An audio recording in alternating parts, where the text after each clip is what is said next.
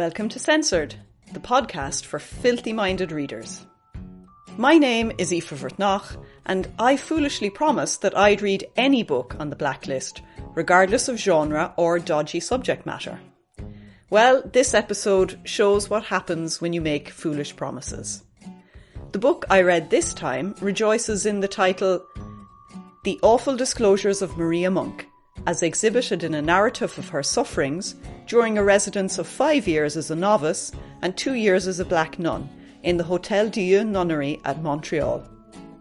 I love long narrative titles as much as the next historian, but nothing can redeem this book for me. It's a hot mess that only serious history nerds should be reading. It's certainly the oddest thing I've found in the banned list so far, because it's not a notorious, famously filthy historic text, like, say, the writings of the Marquis de Sade. De Sade's 120 Days of Sodom were still considered shocking in the 20th century. But The Awful Disclosures of Maria Monk is not internationally famous for transgressive content. So my big question is, why was this nasty, but apparently minor text banned in 1964, 126 years after it was first published? To help me answer that, I found a guest, Victoria Pearson, a PhD student from the UCC History Department, who's working on the 18th century Irish Catholic Church, specifically nuns. She has spent a lot more time than me researching the structures of religious life and the mentality of the Irish Catholic Church, and I love a good expert. Now, I'm sorry to disappoint, but there is no food or drink in this book at all, because the author spends too long talking about crazy Catholics and their evil ways. It's an odd omission because food plays a central role in the religious calendar. In a convent, important saints' days would be marked with special food, and the day when new sisters entered religious life would also be a time of feasting. This book is far too concerned with painting an unremittingly grim picture of convent life to include any details of food or drink. Funnily enough, the authors even missed the opportunity to milk the Lenten fast for all it was worth. Imagine the potential for horror in starving people for 40 days and 40 nights. For my own sake, I'm going to eat a large, buttery, crumbly slice of cake after this, because I'll need a duvet for the soul. This is not great literature, and it's not great smut. It's a disturbing book written by a mysterious author known as Anonymous. This book dragged me kicking and screaming on a journey into the weird and fantastic world of 19th century anti-Catholic propaganda. The Awful Disclosures of Maria Monk was originally published in America in 1836, but a reprint edition from London's Walton Press was banned by the Irish censor in 1964. This book claims to be an autobiographical account of a woman who had joined a Roman Catholic convent in Montreal and endured serious sexual abuse before fleeing to America. To give you fair warning, I'll be outlining the allegations in some detail, and it's not pleasant. Although it was later revealed that a number of men wrote much of it, there are parts that read like a survivor's account of sexual abuse. The peculiar blend of fact and fiction is what makes it such an unsettling read for me. As for bannable content, I suspect the first paragraph about escaping from, quote, the snares of the Roman priests in Canada, unquote, would have offended the censor's religious beliefs. But I'm not sure if this insult to Catholicism was sufficient to merit the terms indecent or obscene under the Censorship of Publications Act. So I kept on reading like a censor until genuinely bannable content appeared on page 12. And I'm going to read this out, and it's awful. There was a girl 13 years old whom I knew in the school who resided in the neighbourhood of my mother and with whom I had been familiar.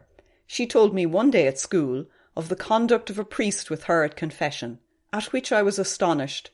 It was of so criminal and shameful a nature I could hardly believe it, and yet I had so much confidence that she spoke the truth that I could not discredit it. She was partly persuaded by the priest to believe he could not sin because he was a priest, and that anything he did to her would sanctify her, and yet she seemed somehow doubtful how she should act. She told me she had informed her mother of it, who expressed no anger or disapprobation, but only enjoined it upon her not to speak of it, and remarked to her as priests were not like men, but holy and sent to instruct and save us, whatever they did was right. Ugh, God, it's just creepy and nauseating, and I hate it. And I'm sorry I had to read it out, but that's what I said I'd do. As a description of the abuse of power that is possible and has occurred in the confessional, this is depressingly familiar. Abusers can and have used the confessional to coerce, threaten and exploit children and adults. And the refusal of the child's parent to either believe her or to stop it is also typical. However, this is not a clarion call for justice for survivors, because this allegation alone would have been sufficient to write a whole pamphlet on.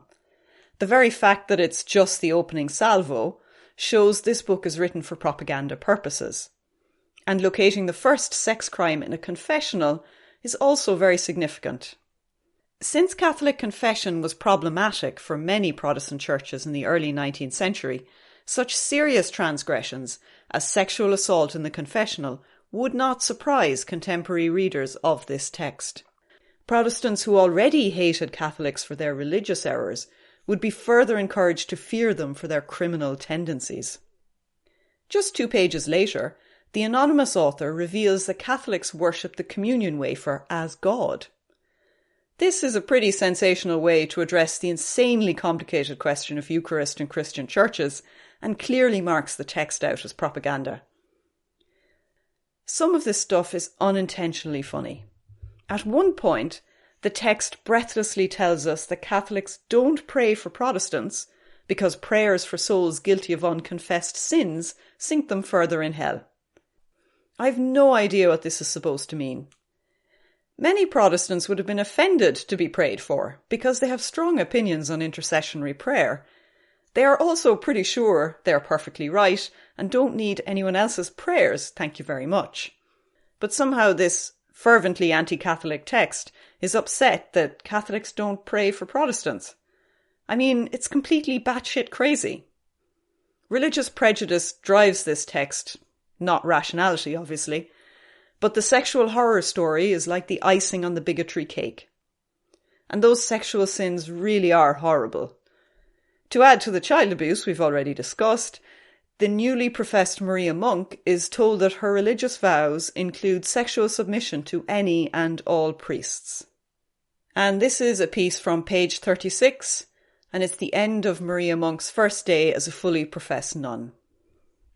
Nothing important occurred till late in the afternoon when, as I was sitting in the community room, Father Dufresne called me out, saying he wished to speak with me. I feared what was his intention, but I dared not disobey. In a private apartment he treated me in a brutal manner, and from 2 other priests I afterwards received similar usage that evening. Father Dufresne afterwards appeared again, and I was compelled to remain in company with him until morning. My notes on the sexual sections of this book are mostly ew, and this is no exception. It's also a classic horror story with brutality and fear saturating the sentence.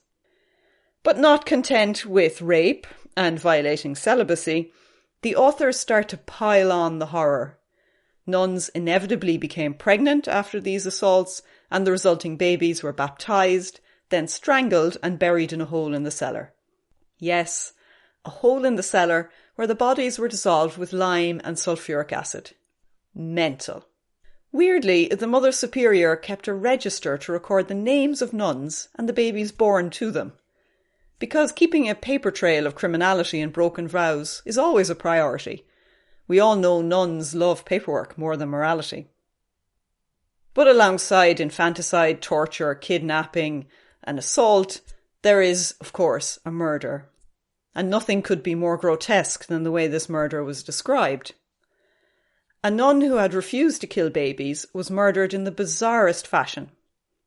She was gagged, tied to a bed, and then suffocated by another bed being placed on top of her.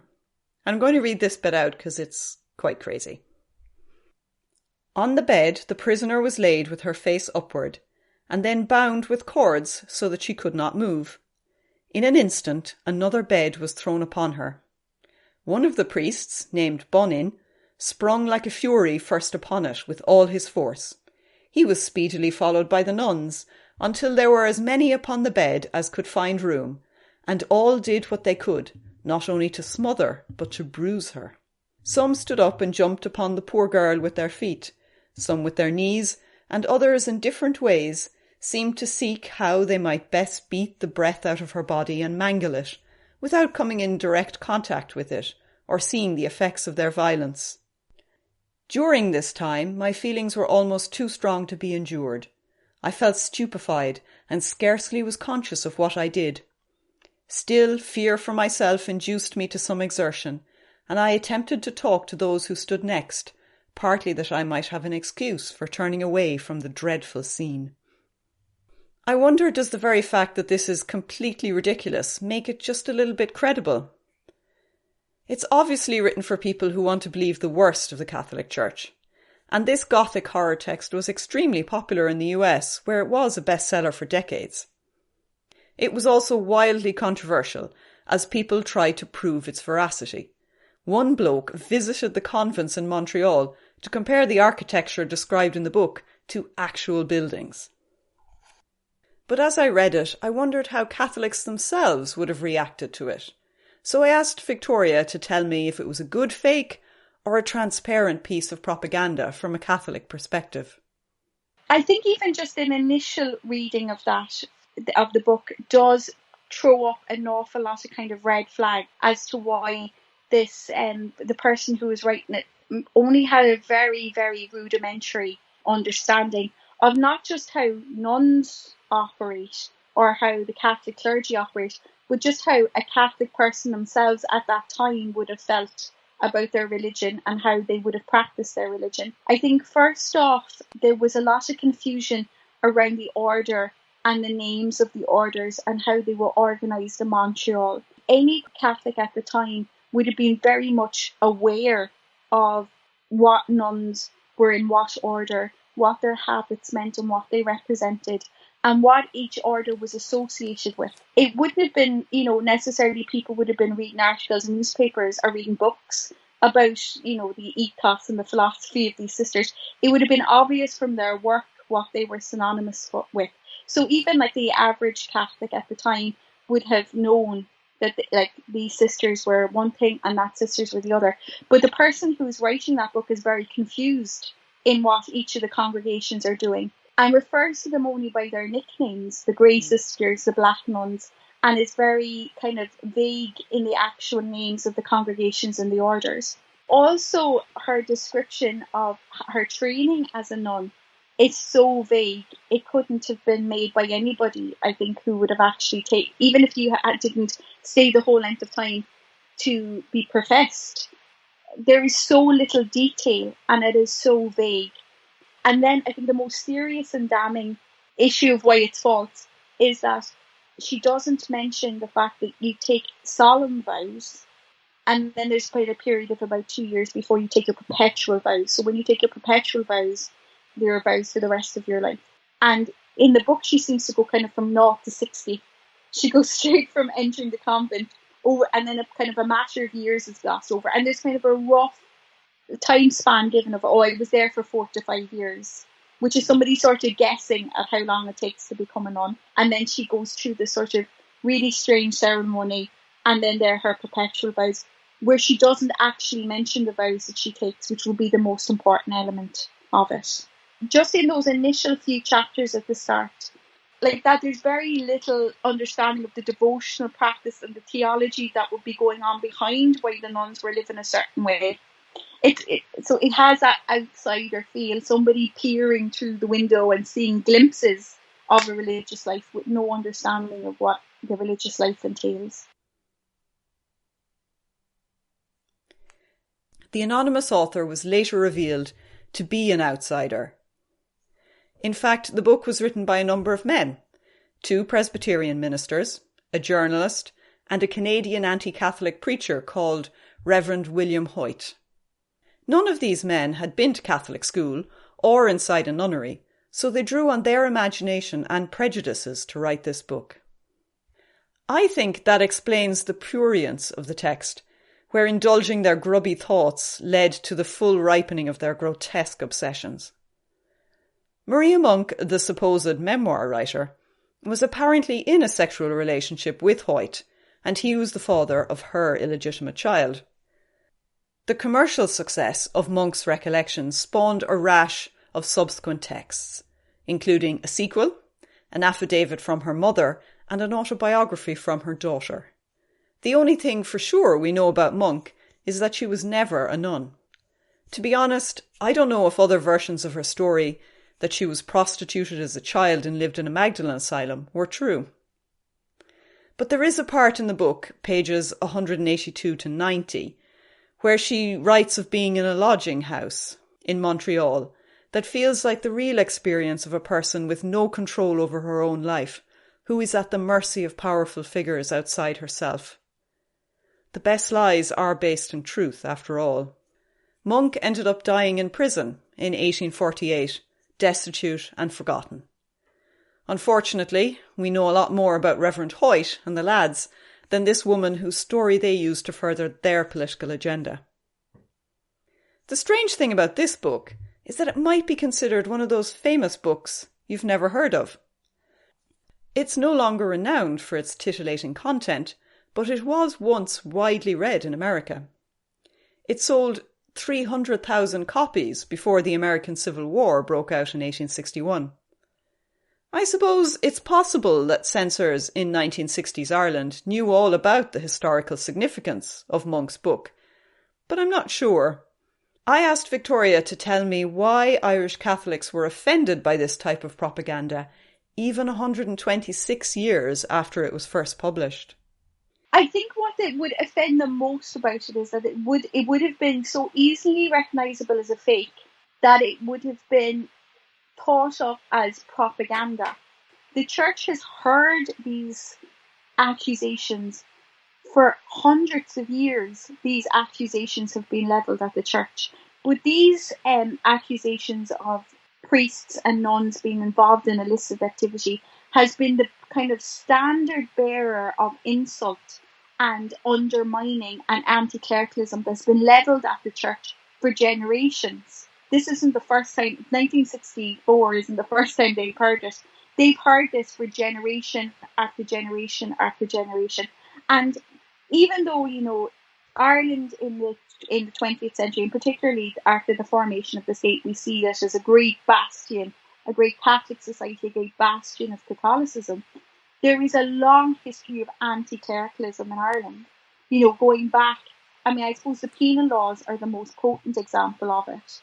But there has been a long history of anti-clericalism. And that goes right through the penal laws, you know, into the Act of Union, right through the famine. A lot of the accusations levelled against the church about their lack of help during the famine and their lack of support during the famine, you know, right into the stance that the church took on the Land League and the Home Rule Act, and particularly republicanism.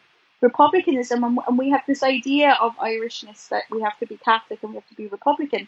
But republicanism, Catholicism have long crossed swords and are sort of two ends of a spectrum where there would have been a lot, particularly the church's stance during maybe the War of Independence and the Civil War. There would have been a lot of anti-clericalism and maybe not anti-Catholicism, but anti-clericalism, anti the way the church is organised and the viewpoints of the church and how the church expresses itself, held with the members of the Republican community as well.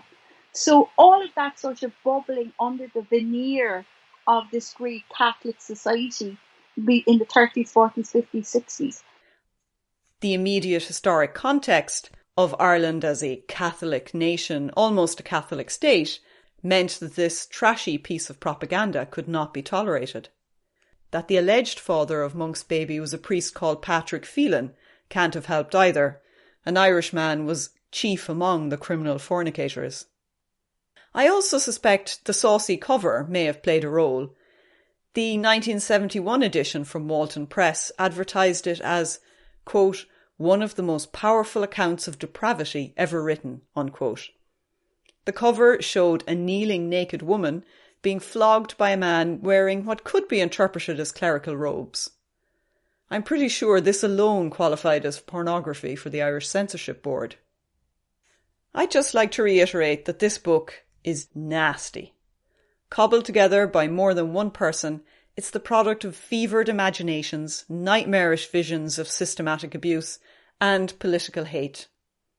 We know that the Catholic Church has long concealed abuse and protected perpetrators, but this book is not a whistleblowing effort to right wrongs.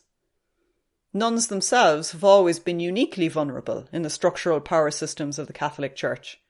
Orders have been suppressed by bishops and civil power over allegations of sexual misconduct. Sexual impropriety is the most common slur made against religious orders by their enemies within and without the Catholic Church, as Victoria explains here in relation to Nan O'Nagle in Cork City in the 18th century. Nan O'Nagle, when she first started her schools in the 1750s in Cork, and by the 1770s, there is a persistent rumour and a persistent insult and accusation against her that she's actually a madam. That the reason she's going out onto the streets, rounding up children, these poor children that live in the laneways of Cork City, is because she's running a brothel. The veneer is that she's teaching a school, but she's not. Because why would you teach the poor to read and write? She's actually profiting from them and running a brothel. And those accusations are levelled against her, and it gets to the point where there's accusations levelled against her from Cork Corporation. She's brought before the corporation to kind of explain what she's doing. It's a very kind of easy accusation to make against nuns and priests, particularly as a large part of their vocation rests on celibacy. So if you want to undermine their authority, one of the things that you can kind of really poke a hole in is their celibacy, because again, it's something that they don't talk about. It might surprise people who believe that nuns have great power to learn that historically, nuns are rarely powerful. They teach and minister to the poor, not just because that is their philosophy, but because the Church won't really let them do anything else. Nuns have also long been subject to sexual predators from the priesthood. In 1994, Sister Maria O'Donoghue, a medical missionary of Mary from Clare, wrote a damning report of sisters being abused by priests and brothers throughout the world. Monk's narrative of abuse of religious women was not entirely ridiculous, even if the Gothic horror parts are just wild. Of course, when I read the dead babies in a hole bit, my mind went irresistibly to the latest, greatest scandal to hit the Catholic Church in Ireland. The burial of infants who died in institutions run by Catholic nuns has made headlines all over the world. And the Tuam babies scandal has provoked much of the same vitriol that Monk's narrative once did. Some of the frenzied anti-nun material on social media surpasses what Hoyt ever implied. I saw a particularly gruesome image showing a fearsome, monstrous nun figure devouring babies whole. Maybe the Irish censors were right to believe that old libels don't lose their potency just because they're old-fashioned and completely unbelievable. God, these banned books contain content I never expected to find. You go looking for smut and uncover a festering stew of misogyny, hate, and propaganda that continues to manifest itself in contemporary society. It's been a wild ride, but I wouldn't recommend you read this book unless you have a stockpile of brain bleach to hand. But in spite of reading a grim book, I insist on playing censorship bingo, and this nasty little book will not stop me from trivialising complex texts. So get out your bingo sheets and let's begin. Now, I can't tick off genitalia or breasts or oral sex. For a book so concerned with sex, there are no explicit references to body parts or sex acts. Of course, the way the text is written means plenty of dirty-minded readers thought about these things. The beauty of implied smut is that it can be whatever you imagine it to be. The first square to mark off is extramarital pregnancy, but it's of course doubly wrong because pregnancy in celibate, professed religious is truly awful. The next square is blasphemy. I suspect the Irish censors thought this slander against the Roman Catholic Church was blasphemous. The book was not speaking against God, but it was profaning the reputation of holy men and women. Every immoral act in this book was doubly offensive because it was perpetrated by ordained religious. Now, there's no feminism, obviously, no swearing, no menstruation, divorce, or infidelity, because nobody's married. There is graphic violence, the murder of Sister Frances, the one that I read out earlier, although the urge to snort in disbelief because of suffocation by mattress slightly undermines the horror effect. There's a controversial one here, orgies. Nothing is directly stated, but that is the power of this narrative. It allows readers to fill in the depravity themselves. And I think since priests are raping nuns, anything is possible in the fevered imaginations of these readers. The next square is sexual assault. The pervasive nature of sexual assault and degradation is what makes this book so gross to read. There are innumerable examples of sexual assault. And finally, crime. Obviously, murder and infanticide are criminal, as is rape and assault. So there's lots of crime in this book. So the awful disclosures of Maria Monk scores 5 out of 25 in censorship bingo. Surprisingly low for a book advertised as one of the most powerful accounts of depravity ever written. I think the sins in this book are not primarily sexual, but theological. Catholicism is so fundamentally illegitimate, according to these authors, that it gives birth to sexual crime and chaos. And once again, don't read this book, I beg you. There are lots of editions online on archive.org, but don't waste your time. I've read it for you, I've read out the rude bits. Don't let my sacrifice be in vain. Instead, go online and read the next episode's book, Pleasure Ground by Ori Hitt. It's an example of American pulp fiction, so I'm hoping for lust and sweat and boobs galore. Hopefully it was banned for all the good reasons, shagging and more shagging, rather than culturally important but angsty ones. I'm looking for light-hearted fun, and this should be the place to find it. Now, if you'll excuse me, I'm off to eat cake and never ever think of the disclosures of Maria Monk ever again.